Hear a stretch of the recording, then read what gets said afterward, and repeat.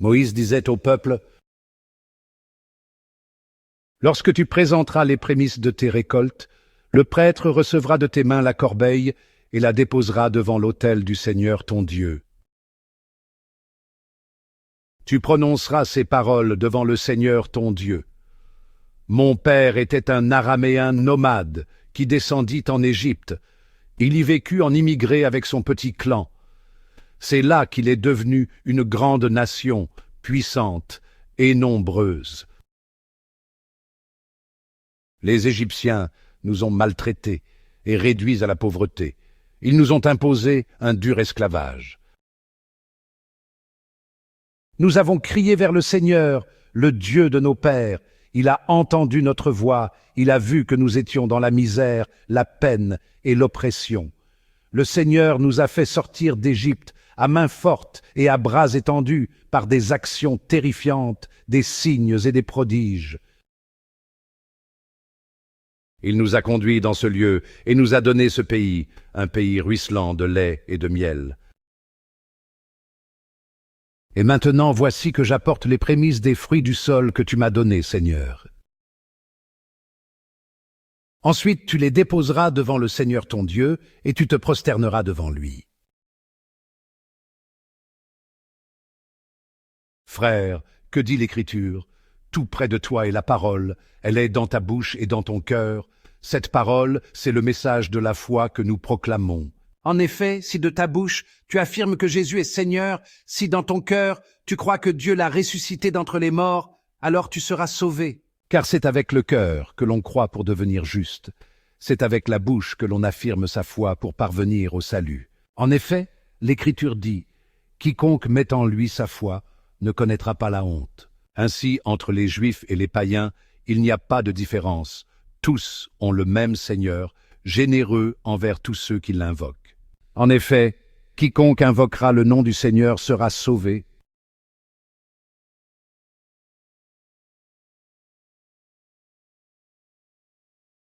En ce temps-là, après son baptême, Jésus, rempli d'Esprit Saint, quitta les bords du Jourdain dans l'Esprit. Il fut conduit à travers le désert où, pendant 40 jours, il fut tenté par le diable.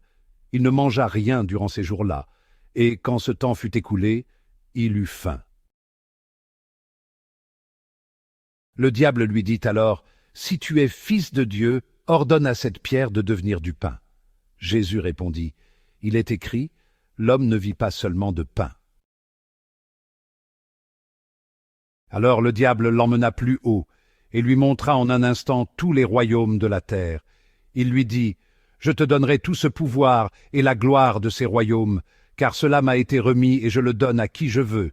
Toi donc, si tu te prosternes devant moi, tu auras tout cela. » Jésus lui répondit: « Il est écrit, c'est devant le Seigneur ton Dieu que tu te prosterneras, à lui seul tu rendras un culte. »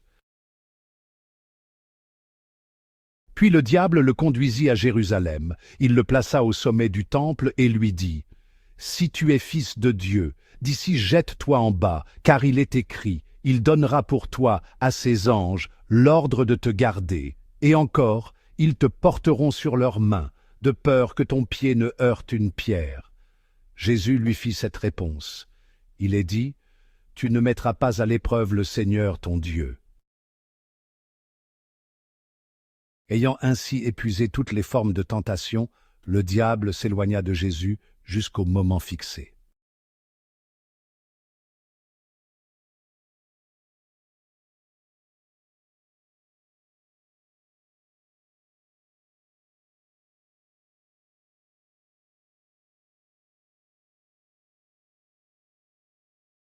Quand est-ce que Jésus me consumera entièrement de son amour?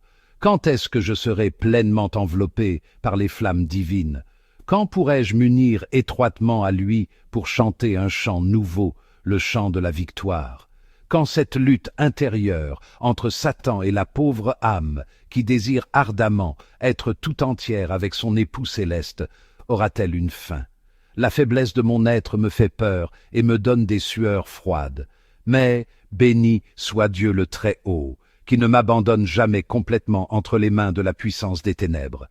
Juste au moment où le combat semblait se terminer en faveur des adversaires, Voici que le Seigneur vient avec sollicitude, les met en déroute et les rend tous impuissants. Que la miséricorde divine vive à jamais, que Jésus est bon envers ses créatures, que de victoires son serviteur a-t-il compté, tout cela grâce à son puissant secours. Jésus a voulu faire de moi un exemple de grâce et me proposer comme modèle à tous les pécheurs afin qu'ils ne désespèrent pas de leur salut. Vous savez, la vie est un champ de bataille.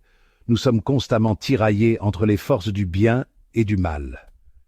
Pourtant, chaque fois que nous nous sentons accablés, chaque fois que les ténèbres semblent trop denses, Jésus intervient.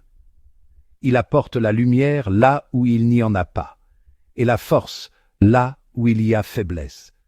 C'est dans ces moments de lutte et de doute que nous voyons sa véritable puissance. C'est précisément lorsque nous sommes au plus bas qu'il nous relève. Il combat nos batailles lorsque nous nous sentons incapables de tenir debout. Et c'est dans ces victoires que nous trouvons l'espoir. Alors, ayez confiance en lui. Même lorsque les obstacles semblent insurmontables, même lorsque l'ennemi semble avoir le dessus, souvenez-vous, Jésus est à vos côtés. Il combat pour vous, il ne vous abandonnera jamais. Réjouissons-nous de sa miséricorde et de sa grâce, célébrons les victoires, aussi petites soient-elles. Chacune d'elles est un témoignage de son amour et de sa puissance. Chacune nous rapproche de lui. Et tandis que nous marchons sur ce chemin, gardons les yeux fixés sur lui. Accrochons-nous à ses promesses. Chantons le chant de la victoire, sachant qu'avec Jésus, nous ne sommes jamais seuls. Nous sommes toujours aimés, toujours protégés et toujours victorieux. Que la miséricorde de Jésus nous guide, que son amour nous consume et que sa grâce soit notre force. Amen.